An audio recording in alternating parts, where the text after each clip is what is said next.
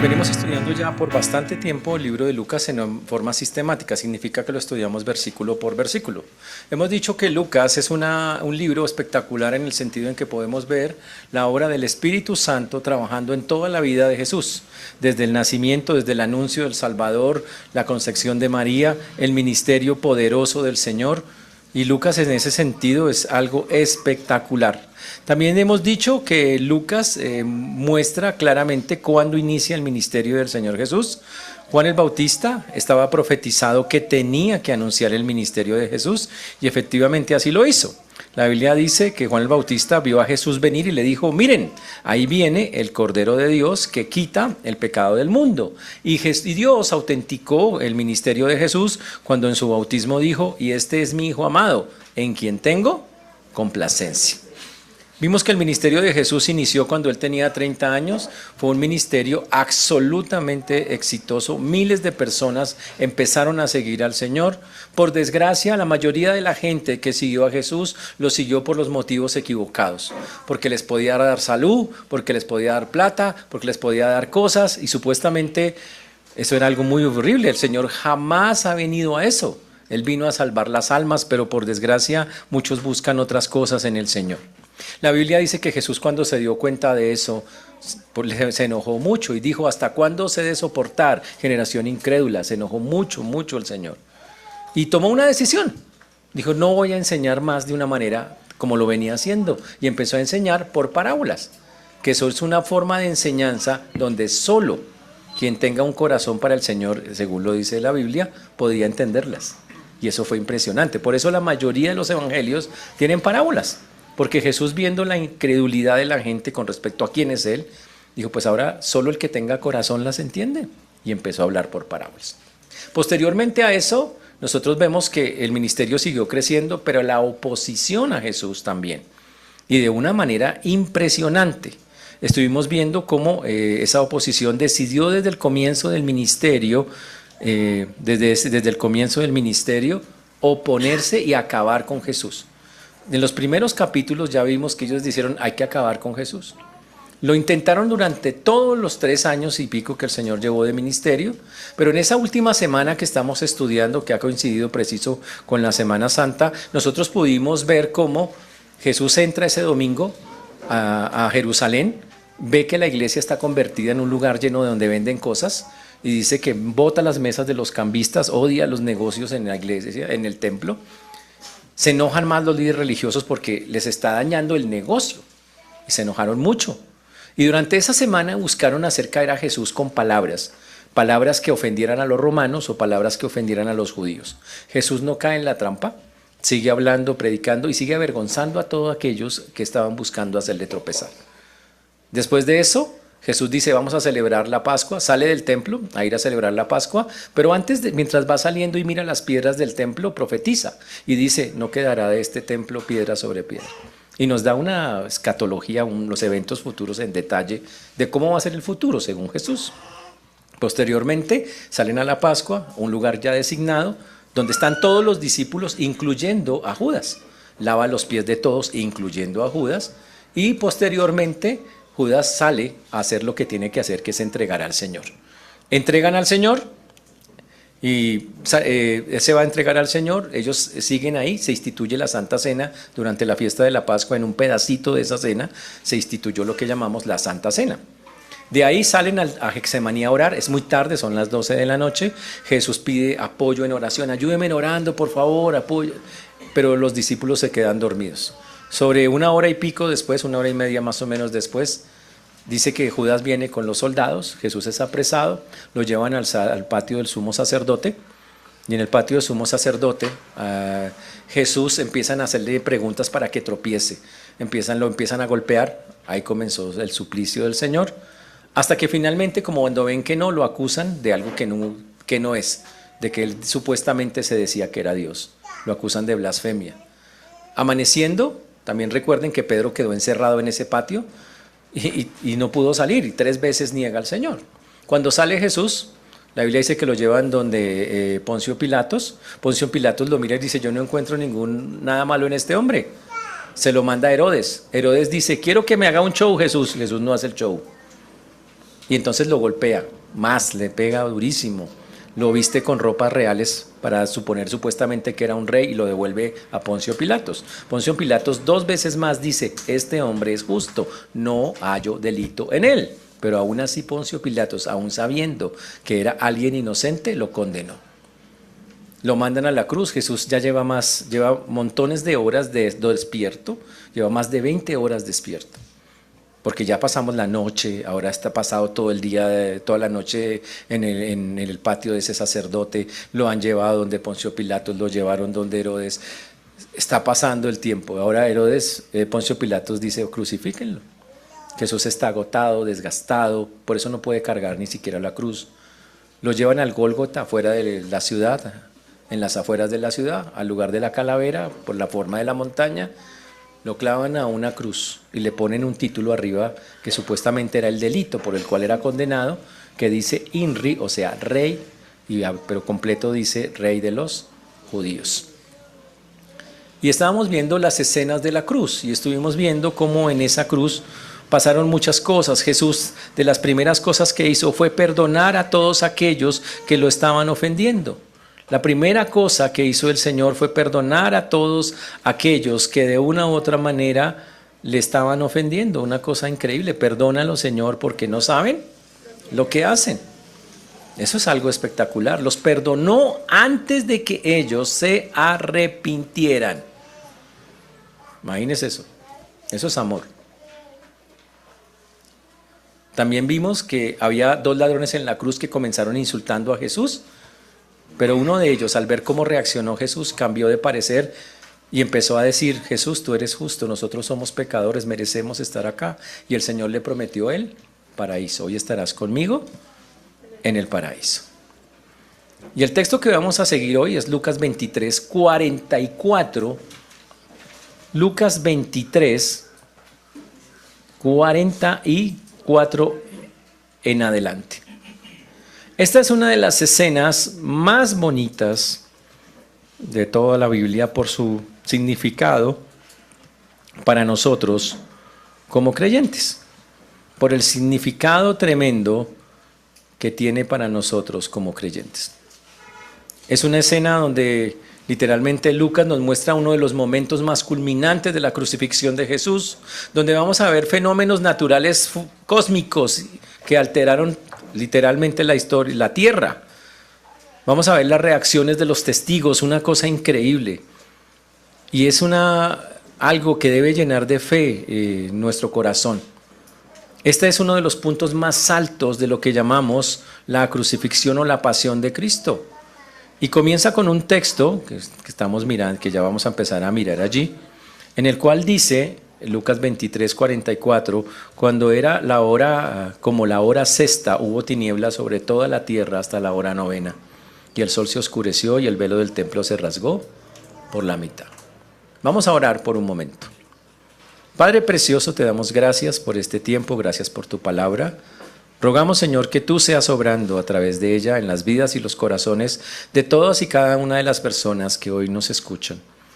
Señor, ayúdanos a hablar con claridad la palabra, a expresarla tal cual tú la dijiste hace 2000 años.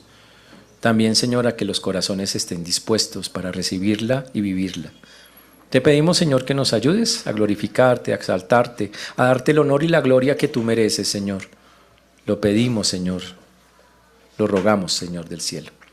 Señor, quita de nuestra mente todo pensamiento, palabra o acción que no permita que tengamos esa comunión contigo en estos momentos.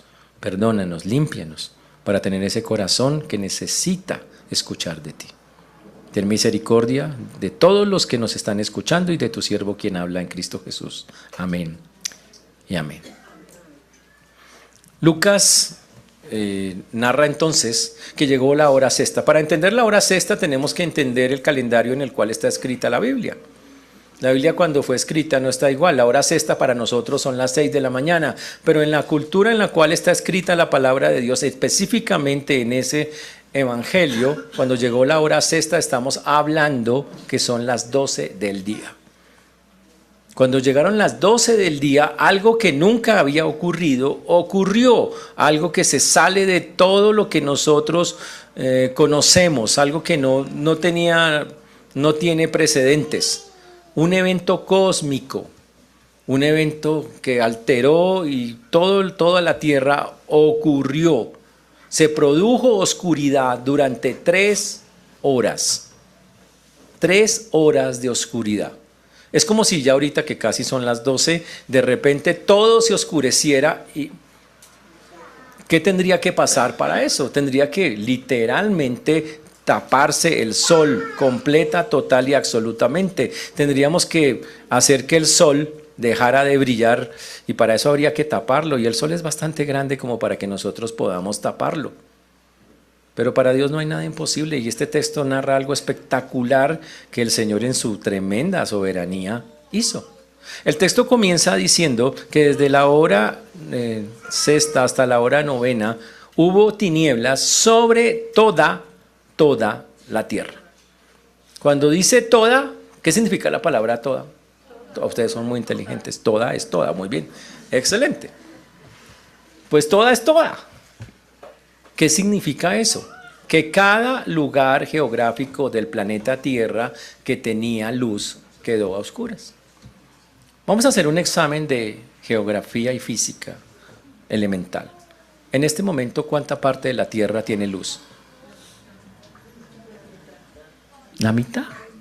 La otra mitad está en el otro lado. Entonces el Señor le quitó la luz a los que tenían luz. La oscureció. Eso ha pasado alguna vez en la historia de la humanidad. El Señor ha quitado la luz por momentos. Se llaman eclipses. Pero por momentos. La astronomía, no confundan con astrología, ¿ok? Pilas. Astronomía es mirar las estrellas, los movimientos de las estrellas, ¿listo? Puede calcular con exactitud cuándo va a pasar un objeto frente a otro. Por eso hoy en día nos dice, va a haber eclipse tal día, tal hora, porque se puede calcular, y podemos calcular desde ahorita y de para atrás, porque eso pasa cada tanto tiempo exactamente. Y sabemos por ciencia que es imposible, primero, no hubo un eclipse en esas fechas. En la época de la Pascua, que es más o menos la misma que se celebra en estos días, no había eclipses y no se producen normalmente. Y en esa época, calculándolo hacia atrás, tampoco se dio. Porque es que la gente, cuando quiere contradecir al Señor, empieza a sacar teorías y a decir, eso fue un eclipse total de sol. Pero un eclipse total de sol, señores, no dura más de 30 minutos. Nunca dura 3 horas. Y además se oscurece y se va abriendo de a poquitos, porque ese es un objeto que va pasando y se va corriendo, eso es todo lo que pasa. Entonces, un eclipse no fue, entonces para que quede claro. Otra cosa, otros dicen, no, lo que pasó fue que había unas nubes como las de Bogotá, ahora que está que llueve, y se oscureció esa vaina impresionante. Pero resulta que acá la palabra que se utiliza es que como si hubieran apagado totalmente. Es la misma palabra que se utiliza en el libro de Éxodo cuando hablamos de las tinieblas. ¿Ustedes recuerdan qué pasó en el libro de las tinieblas en una de las plagas al final? El Señor dijo que puso tinieblas sobre la tierra de Egipto tan densas que se podían palpar, tocar la oscuridad. Y básicamente es lo mismo, dice que todo quedó a oscuras. Ahora ubiquémonos nosotros en esa escena. Mucha gente tristemente estaba presenciando la crucifixión. Un montón de personas observaban la escena. Usted dice, ¿por qué uno observaría cómo se muere alguien? Bueno, porque el mundo tiende a ser morboso. En esos tiempos los romanos mandaban a gente a los leones y les gustaba ver cómo los leones mataban a la gente. A veces son cosas que les entretenían y les parecían. Ver a una persona que supuestamente era un malhechor colgado en una cruz era un acto que les gustaba a muchos presenciar, y por eso vemos una multitud. Ahora imagínense cuando a las 12 del día esa multitud, todos los que estaban mirando, había soldados, había sacerdotes, gente, montones de personas de todos, incluso sus seguidores un poco más lejos mirando, y de pronto todo se oscurece. Eso asusta mucho. Y dice, bueno, eso ya pasa, seguro es un momentico, pero no pasa, pasan 30 minutos, 60, 120, 240 y no pasó. No pasaba, la luz no llegaba nuevamente. Eso fue algo que conmovió completamente, dice el texto, literalmente, a las personas que estaban allí. La Biblia dice, porque se oscureció el sol, que eso es una cosa, uy. El texto dice, se oscureció el sol. ¿Sabe qué toca hacer para oscurecer el sol a las 12 del día, cuando está en su mayor punto? ¡Wow! Toca que algo más grande lo oscurezca, algo más grande que el sol. Y eso solo lo puede hacer Dios. Por lo tanto, fue un evento sobrenatural que durante 3 horas ocurrió. En esas 3 horas, Jesús en esa cruz hizo esto. Silencio. Guardó absoluto silencio.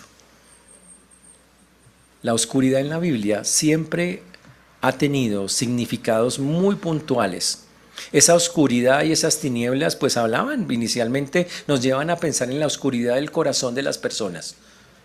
Personas que por no tener a Dios están en la oscuridad, en las tinieblas, perdidos. Pero también en la Biblia, estos textos donde la oscuridad es nombrada, muestran algo que se llama juicio de parte de Dios. Cuando en el Éxodo el pueblo, el faraón, no quiso dejar salir a los israelitas, el Señor mandó esa oscuridad como una de las partes de juicio sobre ellos. El Señor en ese momento Dios está enjuiciando. ¿Pero a quién está enjuiciando? Al Hijo, al inocente Hijo. Y esa es la parte más increíble de la cruz. ¿Qué valor tiene para usted la cruz? ¿Qué simboliza para usted que Jesús se haya subido a esa cruz?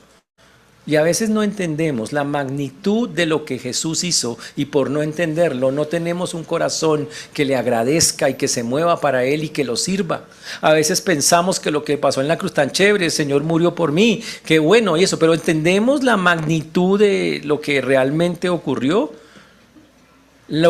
Jesús en la Biblia se llama la luz del mundo, pero en ese momento la luz del mundo quedó metida en las tinieblas, en la oscuridad durante 3 horas. Todo por ese milagro ocurrió por una sola razón. El Señor estaba ejecutando el juicio sobre Jesús. Usted dice, ¿pero por qué sobre él? Antes de eso, antes de que se me olvide. Cuando Jesús nació, Dios hizo un evento también cósmico. Una estrella dirigió. Cuando Jesús está muriendo, también pasa este evento para recordar que Dios está en medio de esta circunstancia. En la Biblia la oscuridad significa juicio. Lo dice Isaías, Joel, Amos, Mateo, Hechos, Segunda de Pedro, Apocalipsis. Todos esos libros muestran que cuando hay oscuridad, el juicio de Dios se está ejecutando. Ahora quiero explicarles cómo pasó ese juicio. El que estaba y debía estar en esa cruz era usted y era yo. Quien debía estar haciendo el pago por lo que hizo éramos nosotros.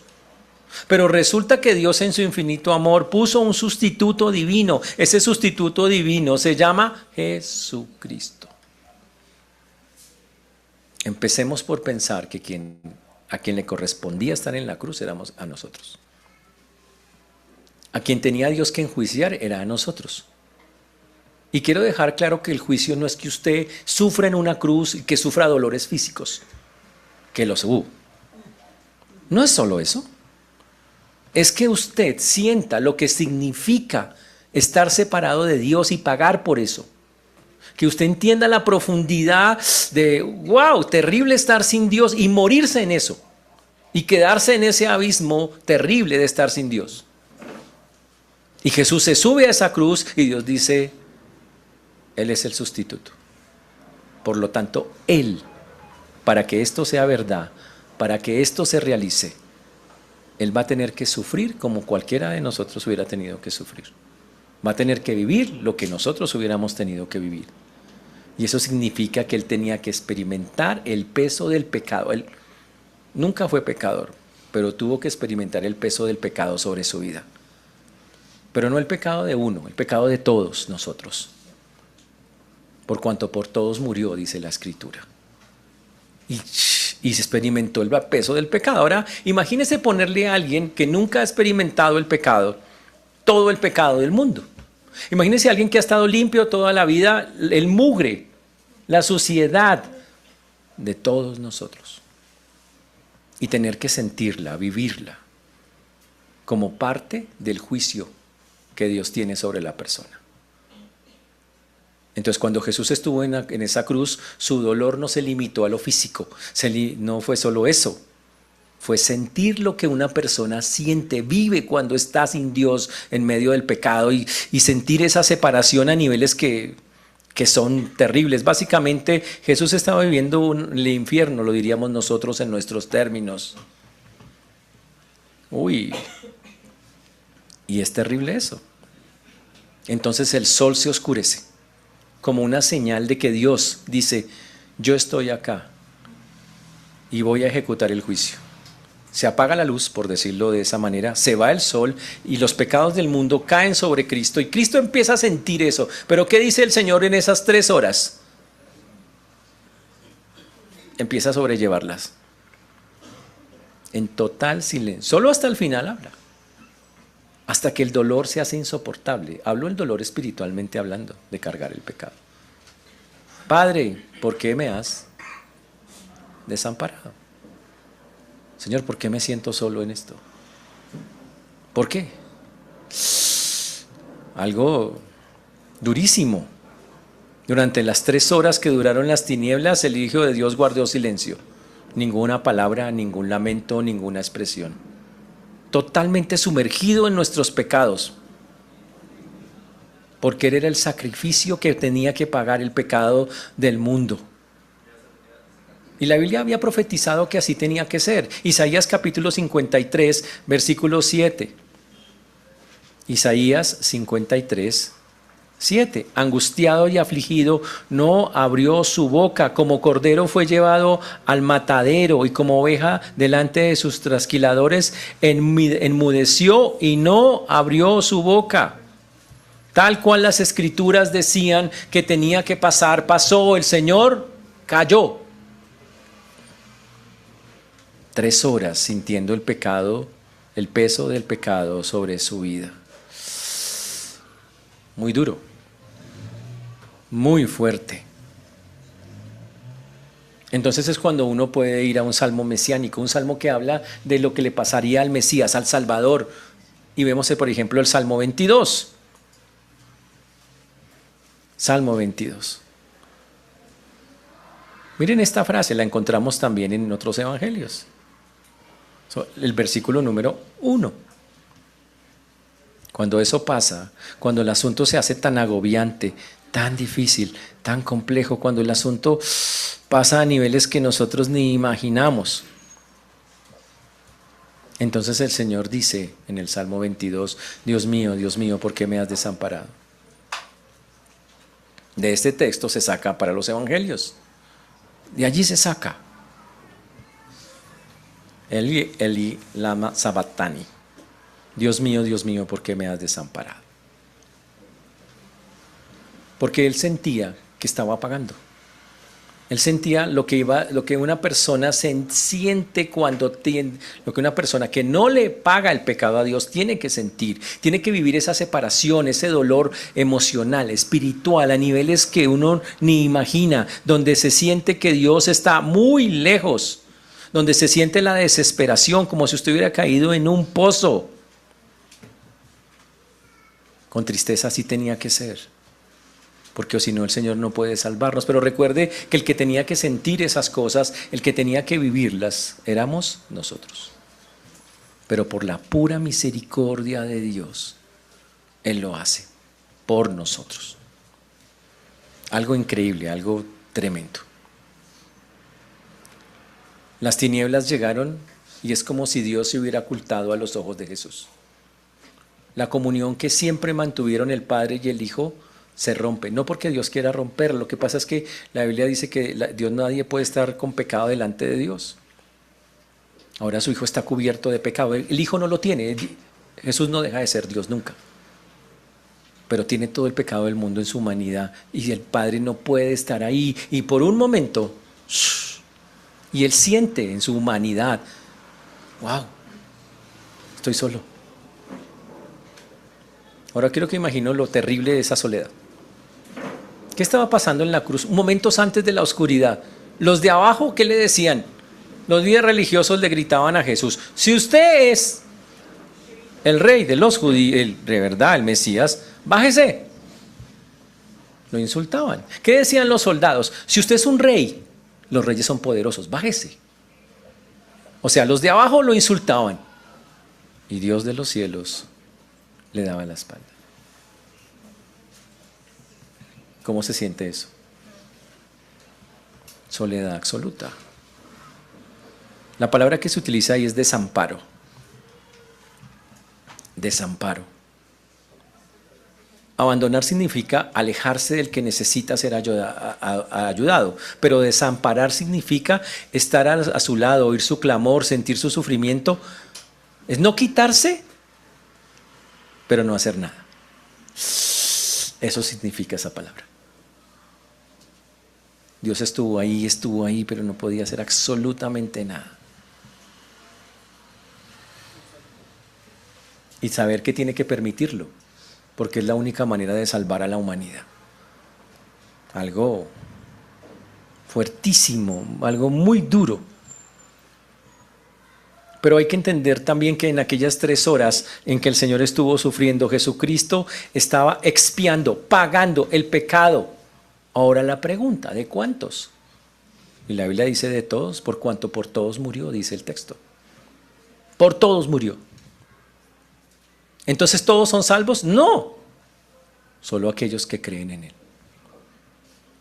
Como lo dijo Pérez Millos, Jesucristo estaba expiando potencialmente el pecado del mundo para poder redimir virtualmente, o sea, a los que creen, a todos los pecadores que creyesen en Él. Por eso el Evangelio es para todos. Por eso el Señor dice: no quiero que ninguno perezca, sino que todos procedan al arrepentimiento. Pero no todos van a proceder al arrepentimiento. Por eso el Señor dice que Él llama a muchos, pero muy poquitos realmente lo siguen. Porque aunque Él hizo la labor por todo el mundo, solo algunos lo van a seguir. Pero es increíble que Dios haya hecho esto. El Señor llevó sobre sí la carga del pecado, asumió la responsabilidad penal, éramos convictos, acusados, estábamos esperando la pena, que se ejecutara la pena, y el Señor dice: no, yo cargo sus culpas y voy a pagar por ustedes, y sé que la forma de pagarle a Dios es morir físicamente y morir espiritualmente, estar separado de Dios, y lo hace en esa cruz. Wow. La conclusión de esa escena está en el libro de Romanos 8:1. Ahora pues, no hay ninguna condenación para los que están en Cristo Jesús. ¿Ha pensado el día que usted llegue al cielo? A algunos se les nota que van en camino, o sea, todos vamos en camino. Pero, ¿ha pensado el día que usted se va a encontrar con Dios, con el Señor? Yo a veces me imagino cosas, digo, llega la persona al cielo y el Señor llama a un ángel: Gaby, Gabriel, ahí está Miguel, Gaby, llama a Gabriel. Gaby, ven, tráigame todas las acusaciones que hay contra esta persona. Y va y mira, y ¿sabe qué encuentra? Nada. Dice: pues Señor, extrañamente no hay ni una. ¿Y qué pasó si esta persona, en sus 85 años de vida, qué belleza de persona, hizo cosas terribles, ejecutó un montón de cosas? ¿Por qué no hay nada? Bueno, porque lo que ocurre literalmente es que el Señor Jesús coge todos los expedientes, todas las acusaciones, y dice: yo las tomo y yo las pago. Y cuando yo llego al cielo, no hay ninguna condenación para los que están en Cristo Jesús. Y eso que usted no es una belleza, que quede claro. No es porque, tan bueno que somos, no. Se llama gracia, regalo no merecido, una acción directa de Dios, solo porque quiso y le nació salvarnos a pesar de cómo somos. Eso es el amor de Dios en su nivel más alto. Y cuando se interrumpió la comunión con el Padre, no por el pecado del Señor, porque nunca lo tuvo, porque nunca dejó de ser Dios. ¡Wow! Tenemos que imaginar a Jesús sufriendo durante todas esas horas, sabiendo y entendiendo. Por eso Jesús puede entender lo que usted siente. Por eso Jesús puede entender cuando usted está sufriendo dolor, tristeza, cuando está pasando una tentación, cuando está pasando un momento complicado, difícil, cuando usted está desesperado, angustiado, cuando todo parece que se le está hundiendo. El Señor dice, yo sé que es estar ahí. Yo sé que es estar agobiado, sentir encima culpas, cargas. Pero no olvide que eso no terminó ahí. El Señor al final dice que salió victorioso. No hay ninguna condenación para los que están en Cristo Jesús.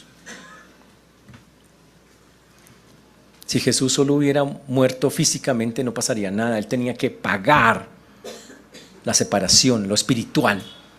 Y esa es la parte que él tuvo que vivir. El pecado separando la comunión con el Padre. Y qué cosa tan impresionante eso, fue algo impresionante.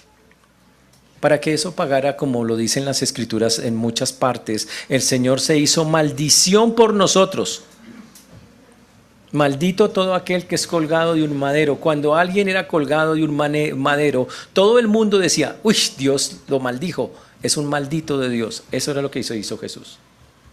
Y Él tomó la decisión voluntariamente de hacerse maldito por nosotros para que nosotros pudiéramos tener y ser aceptos delante de Dios. Pero el Señor es alguien que siempre tiene símbolos para mostrar las cosas que hace.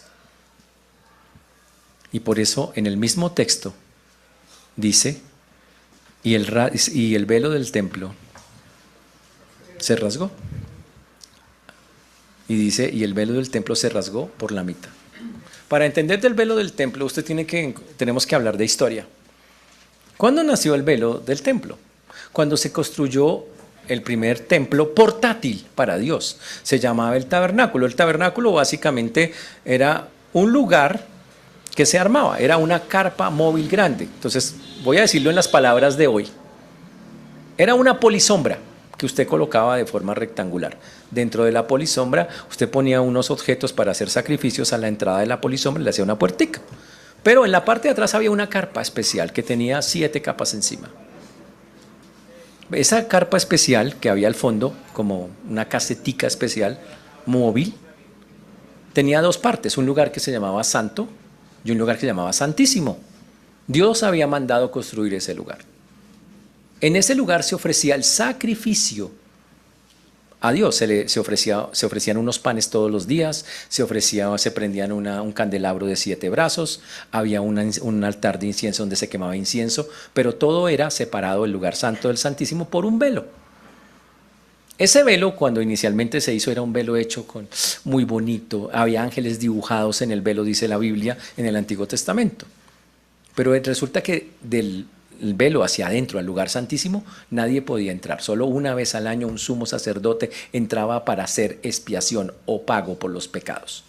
Es una escena espectacular. Los sacerdotes, ellos tenían turnos que duraban más o menos 2 meses. Y ser un sacerdote que podía entrar allá, eso era una vez al año. Y no todos entraban. Si a usted le tocaba durante toda su vida, una vez era mucho. Y cuando a usted le tocaba, era algo tremendo y de un terror terrible, porque nadie podía pasar ese velo. ¿Cómo funcionaba eso? Ellos armaban el tabernáculo, se armaba la carpa, los 2 lugares se ponían los objetos y en ese tiempo estaba el arca y colocaban el arca detrás del velo allá. ¿Qué tenía que hacer el sacerdote?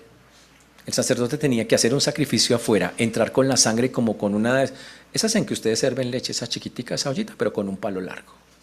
Y usted llegaba allá y usted tenía que cruzar el velo, pero con un terror, y tenía que derramar la sangre que tenía en esa cosita, echarla encima de la tapa del arca. La tapa del arca se llama propiciatorio. Y usted cogía y la echaba allá. Si usted salía vivo de ese lugar, quiere decir que Dios había aceptado el pago por los pecados no confesados del pueblo. Pero si usted no salía, ellos tenían una medida especial para los que no salían. Los sacerdotes eran amarrados con una cuerda y tenían unas campanitas. Cuando entraban al lugar santísimo, usted iba caminando y las campanitas... Blin, blin, blin, blin. Si usted entraba allá y las campanitas dejaban de sonar, y esperábamos un poquito y nada que salía a usted, nosotros jalábamos la cuerdita.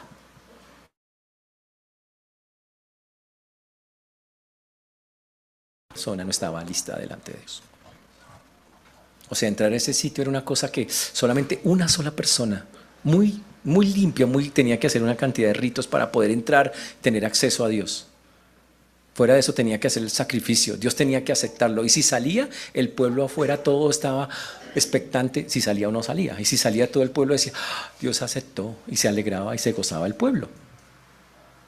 Ahora, eso pasó desde que salieron de Egipto hasta los tiempos de Jesús.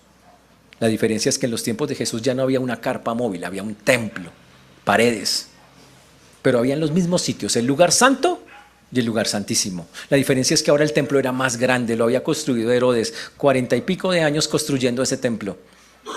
Nunca fue como el de Salomón, pero era un templo gigante. El velo tenía 17 centímetros de grueso y varios metros de alto. Abrirlo es imposible. No había un cortador lo suficientemente grande para hacerle el corte. Y lo mismo, ¿cuál era la diferencia? Que detrás en el lugar santísimo ya no había arca. Y no había arca por una sencilla razón. Los judíos cargaron el arca, pero la volvieron un objeto de idolatría. Y Dios permitió que el arca se perdiera. Hasta el sol de hoy no la han encontrado, aunque dicen que la tienen guardada. Por eso han hecho hasta películas de eso, los cazadores del arca perdida. ¿Qué estaban buscando? El arca. ¿Por qué? Porque está perdida. Pero resulta que los judíos, cuando el arca se perdió, hicieron algo terrible. Siguieron haciendo los ritos como si Dios todavía estuviera en ese lugar. Como si no hubiera pasado nada. Y en el libro de Ezequías, vamos a encontrar algo terrible. Dice que Dios todavía estaba en ese lugar santísimo, en el templo. Pero cuando vio el pecado de sus mismos sacerdotes, ¿sabe qué hizo la presencia de Dios? Dice que se levantó y la Biblia narra cómo la presencia de Dios se fue. Y los sacerdotes ni se dieron cuenta. Y como no se dieron cuenta, ¿sabe qué hicieron los sacerdotes? Siguieron haciendo ritos, creyendo que Dios estaba ahí cuando Dios hace años se fue. Y cuando hicieron el templo de Herodes, Dios no estaba ahí tampoco. Pero seguían haciendo el rito como si Él estuviera allá y le enseñaban a la gente que nadie podía entrar allá, sino solo una persona una vez al año. Y que ellos no tenían acceso a Dios. Terrible. Eso es terrible. Entonces, cuando estamos en la crucifixión de Jesús, estamos en el día de la Pascua, estamos en el día en que el sacerdote tiene que entrar a hacer ese sacrificio. Pero antes de que el tipo entre a hacer el sacrificio, ocurre algo increíble. Ahora, para que quede claro, ¿ustedes nunca han ido a Jerusalén? Va, tremendo. Yo he ido por internet, eso es una cosa espectacular. Si usted mira el templo por internet, la maqueta, usted se va a dar cuenta que si se para afuera del templo a una buena distancia, usted solo ve de lejos, ve la entrada para el lugar santo y al fondo se ve la cortina gigante. Pero nunca puede ver más allá, no se puede. Pero ese día, cuando el sol se oscurece, miles de personas, estamos en la fiesta de la Pascua, están esperando la hora del sacrificio. ¿Saben qué hacen mientras tanto? Oran, cantan afuera del templo, esperando que Dios acepte el sacrificio. Pero antes de que se haga el sacrificio, cuando el sol oscurece el día, un bisturí celestial corta el velo de 17 centímetros y lo abre como si nada. Ahora entienda el susto de los sacerdotes. El lugar que nadie podía ver, el lugar que nadie podía entrar, el lugar donde que supuestamente la presencia de Dios, Dios dice, aquí no hay nada. El acceso a Dios no está restringido a un grupo específico de personas. El acceso a Dios está para todos y en todas partes, no se limita a un templo, a un lugar. Por eso podemos buscar a Dios en cualquier lugar. No hablo de una y cualquier iglesia, ojo. Hablo de que usted esté en un parque, en una calle, en una montaña. Dios es Dios. Y ese día el Señor, como una señal visible de lo que estaba pasando, le dijo: dejen su ritualismo, ahí no hay nada. Y lo abrió, y todo el mundo que estaba afuera esperando que llegara la hora del sacrificio presenció eso y dijo: ¡ah! No hay nada. Allá no hay nada.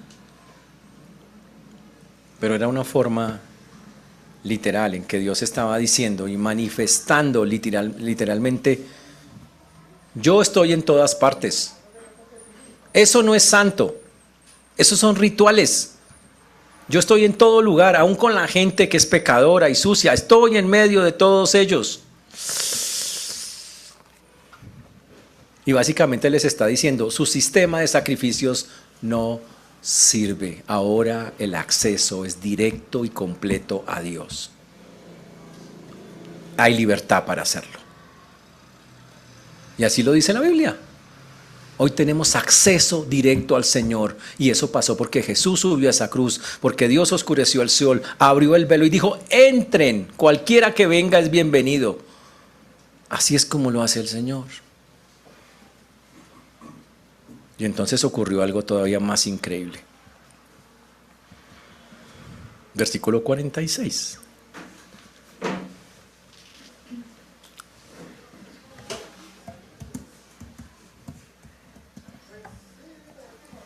Entonces Jesús, clamando a gran voz,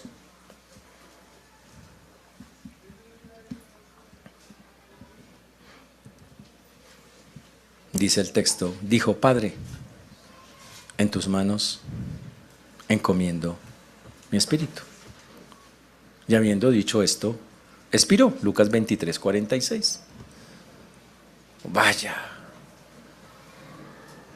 Yo quiero preguntarle algo. ¿Usted determina el momento de su muerte? No. ¿Quién determina eso? ¿Por qué? Porque Dios es soberano, ¿no? Yo siempre me imagino a Dios: Gaby, tráeme la lista de hoy. Recógeme estos. Va, tráigamelos. Porque somos de Él. Pero aquí pasa algo totalmente contrario. Jesús, que es Dios, dice: yo determino en qué momento entrego mi espíritu. Eso solo lo puede hacer Dios. Yo determino en qué momento yo mismo entrego. Él lo está haciendo. Y la forma en que está escrito es Él haciendo una concesión y diciendo: Padre, te entrego en este momento mi espíritu. Yo determino que es la hora de morir. Dios mismo, diga usted: Padre, en tus manos encomiendo mi espíritu. Y 15 años después: Padre, de verdad, en serio, llévame. 30 años después: por favor. Pero Jesús dice: Padre, te entrego mi espíritu. Y de una, instantáneamente, muere. Eso solo lo puede hacer Dios. Nadie puede hacer eso si no es Dios. El único que tiene el control sobre la vida y la muerte es el Señor. El único que puede decidir cuándo morir es Dios. Y Jesús mismo decidió, en ese momento mostró: sigo siendo Dios y tengo potestad sobre la muerte, así que en este momento la entrego. Y el Señor la entrega. Muy interesante.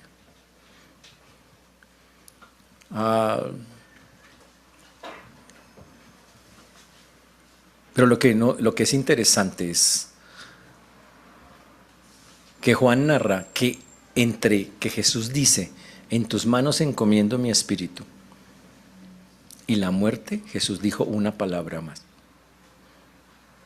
consumado es, que se traduce: hecho el pago. ¿Qué significa consumado es? Bueno, fue lo que hablamos en Semana Santa, para los que vinieron. Hablamos de qué significaba eso, en detalle. Pero le resumo. Señor, tú exigías un pago por el pecado. Ya está hecho. El pago fue ejecutado. Lo que tú pedías se hizo. Consumado es. Aquí está el pago y muere. Y eso fue después de esta palabra que nos narra Lucas. Dice Juan que dijo consumado es y murió. O sea, el Señor mismo determinó el momento en que moría. Dijo, en tus manos encomiendo mi espíritu. Está hecho el pago, Señor. Y murió. Fantástico. Eso es Dios. Solo Dios, recuerden, solo Dios puede hacer eso. Y entonces ocurre lo más increíble. Cuando usted mira la cruz, lo ha visto en películas, lo ha leído en la palabra, dígame qué le produce, cuál es la reacción que usted saca, cuál es la reacción que usted muestra. ¿Qué es su reacción ante ver a Jesús crucificado? ¿Cuál es la reacción que usted ha tenido al ver lo que Jesús hizo por usted? Y lo increíble de lo que la gente vio durante esas 3 horas fue algo extraordinario que está en los siguientes versículos. Versículo 47 y versículo número 48.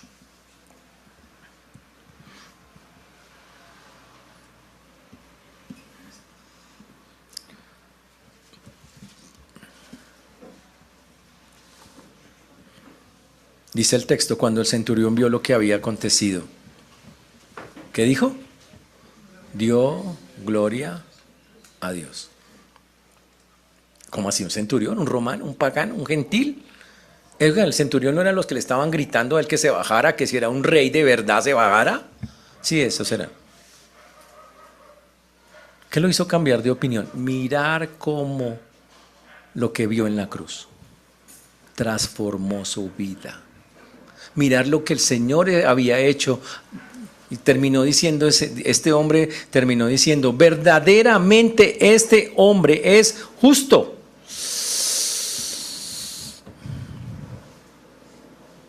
Pero recuerden, no fue el único que dijo que Jesús era justo.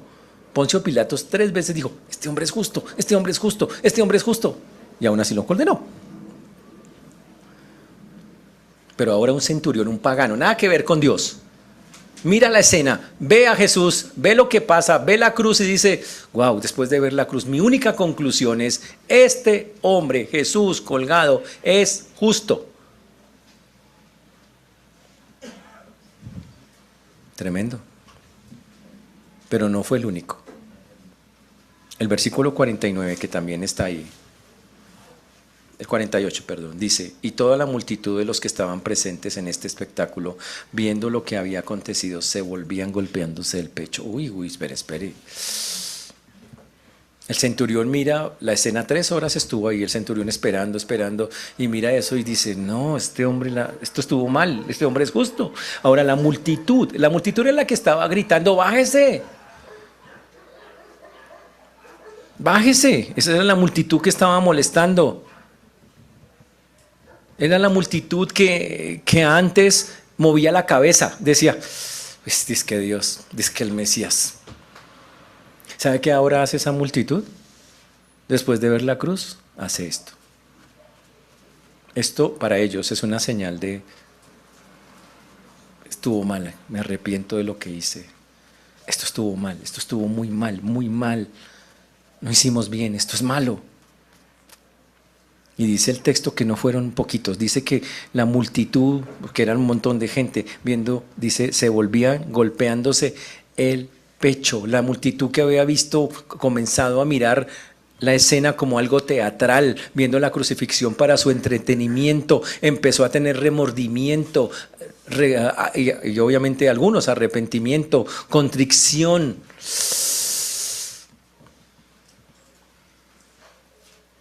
Casi como si nosotros dijéramos, la embarramos. No, eso estuvo mal, eso no se hace.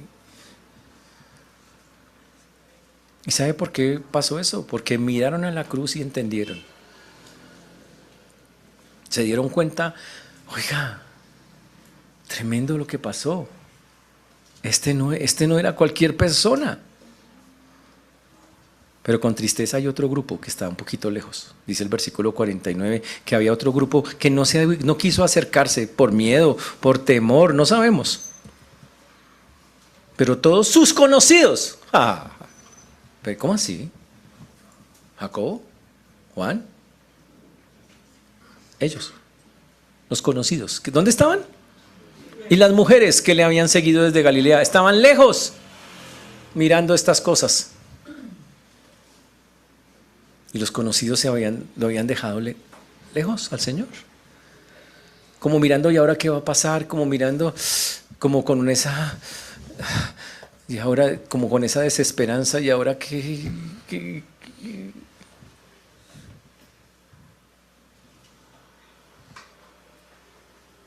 Ahora piense esto, Jesús está en una cruz. Los de abajo lo estaban criticando. Dios había roto la comunión. Y los cercanos a Él solo miraban de lejos y no hacían nada.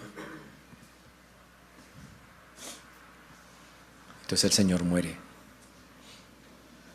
Pero dice, en tus manos encomiendo mi espíritu. Consumado es, Señor. Y expira. ¡Wow! Increíble la historia. Es una historia fantástica la que está ahí en ese texto. Con unas implicaciones en todos los aspectos para nosotros. ¿Sabe qué? Yo le quiero preguntarle hoy, ¿qué significa entonces para usted la cruz? ¿Qué tendría usted y yo? ¿Qué tendríamos que hacer después de tener y ver la cruz con tanta claridad? ¿Cuál debería ser su reacción después de ver lo que pasó allá? Y voy a decirle algunas de las cosas que tendríamos que ver. Que cuando Jesús se subió a esa cruz no fue un simple martirio. Fue el momento más duro de la historia para Jesús. Porque Él literalmente se echó el mundo encima con toda su suciedad, su pecado, para obtener algo que se llama la reconciliación con Dios. El hombre, cuando el velo se rasgó, el hombre no tenía acceso a Dios y el Señor al romper el velo dice, señores, está abierta la puerta, vengan, vengan, dejen de vivir esas vidas como las viven, vengan. Este texto también nos muestra cómo debemos enfrentar el sufrimiento y la muerte.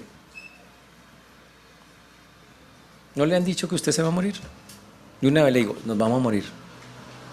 No sabemos cuándo, pero ¿cómo va a afrontar la muerte cuando ya la vea cerca? ¿Se ha preparado para eso? ¿Cómo debe ser? Y yo le respondo, pues como todo, como el Señor diga. Como el modelo que Dios trace. ¿Cuál modelo traza? ¿Cómo debo afrontarla? Señor, de la forma que tú quieras.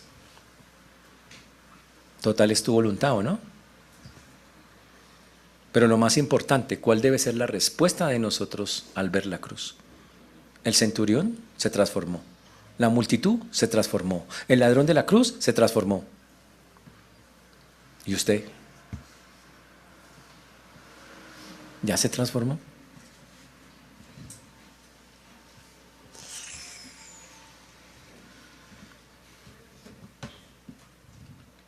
Jesús es el siervo sufriente, inocente, el justo sufriendo por los pecadores, pero también el soberano sobre la muerte. Que Jesús haya podido decir, yo voluntariamente entrego mi espíritu, solo es la representación del tremendo poder que Dios tiene. Increíble. Por eso quiero preguntarle, ¿cuál ha sido su respuesta a la cruz?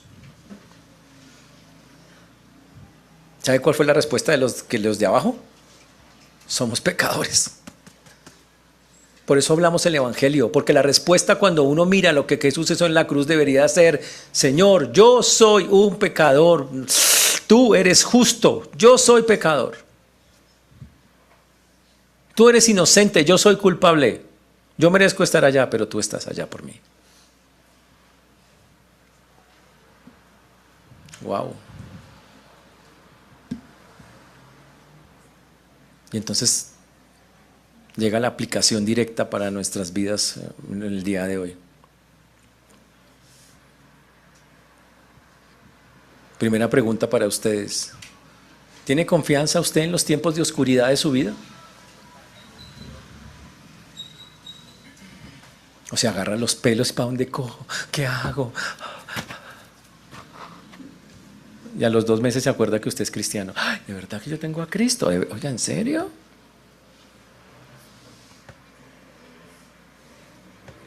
El padre jamás abandonó al hijo, pero no podía hacer nada para salvarlo. Tremendo eso. Quiero preguntarle, ¿tiene confianza usted en Dios en los tiempos oscuros? Las palabras, lo que hizo Jesús en la cruz es un modelo de confianza para los momentos más dolorosos y oscuros que nos toque vivir o hayamos vivido. ¿Tiene usted claro que hoy usted tiene un acceso libre a Dios?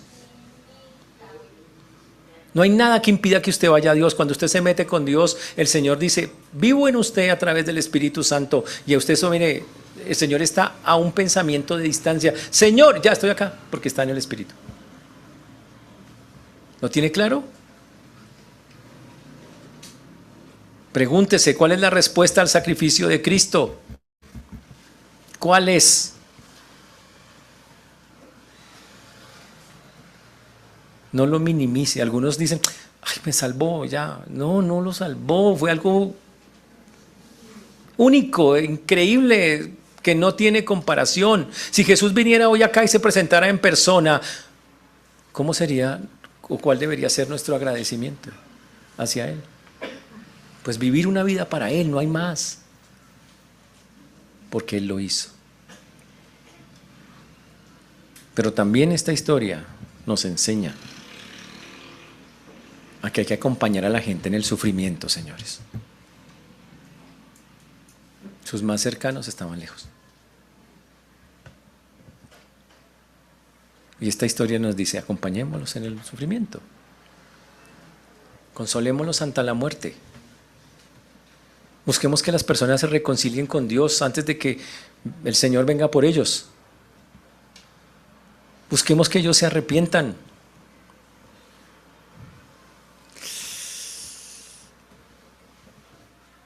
Allá afuera hay miles de personas que ignoran lo que significa la cruz. Millones. Pero no lo van a saber hasta que usted abra la boca. Y ya es hora de que usted hable con la gente que conoce. Porque todos los que están cerca de nosotros se van a morir. Y si yo no he entendido quién es el Señor, y si no he entendido que Él me puede transformar, cambiar, si yo no miro la cruz y digo, soy un pecador, necesito cambiar, entonces viviré lo que Él vivió, la muerte eterna, la separación permanente de Dios.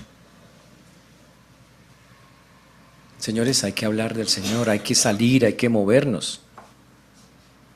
El Señor abrió el velo, hay acceso directo, hay que decirle a las personas, el Señor está abierto,